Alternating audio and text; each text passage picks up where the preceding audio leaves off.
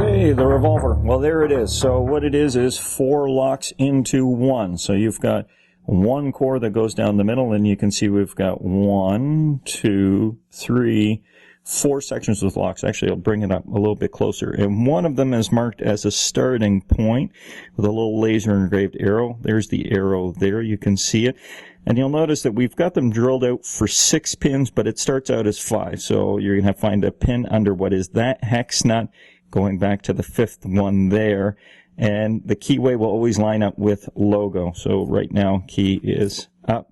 Then what you can do is, in a clockwise or counterclockwise way, you can start to pick the lock open, and as it rotates over, these pins will lock up with it again, and you're going to repick. So you can easily hold it in your hand. Picking in a clockwise, counterclockwise way doesn't really matter.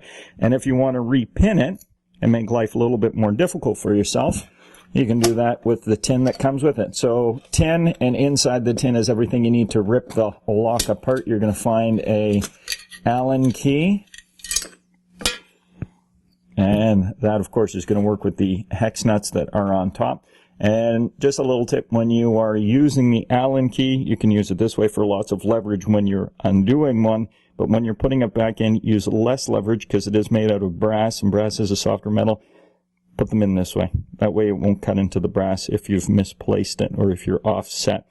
So that is the Revolver. It comes with a whole bunch of other pins. There's some more bottom pins, a whole bunch of security pins for you there, you can see. Springs, and a key if you want to pin her up to be a 6. So right now, if you're to actually start taking apart this final one, the 6 is going to be an empty. The rest would be full. And the way it goes from starting position, where's that laser mark?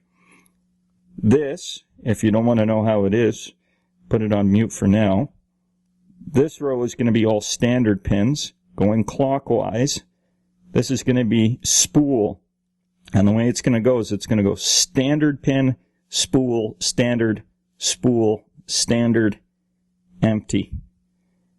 Now you're into serrated, and again, same idea. First one's going to be a standard pin, then serrated, standard, serrated, standard. Then your 4th is mushroom pins, standard, mushroom, standard, mushroom, standard. So obviously, if you want to make it more difficult, you can easily remove the first one, slide in another mushroom, and then you're going to have 3 mushrooms, 2 standard pins in there, or you could do it all mushrooms all the way to 6, whatever you want. It'll work with even all the pins in our reload kit. It'll work with chest pins. Whatever we have will work inside this lock. When you are repinning, what you will want to do, if you are repinning this line, turn the keyway offset so that when you open this up, you'll only have the spring and the top pin that comes out for changing. If you have it lined up, when you open it up, you will get the spring, the top pin, and also the bottom pin will come out as well, which in some cases you might want. So to give you an example of what's in there, we'll just open this guy here.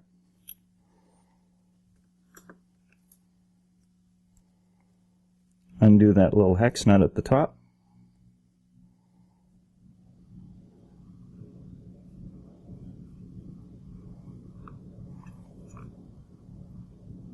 And there I did exactly what I said not to do. But there you go. There's the lesson in life. So there's the spring.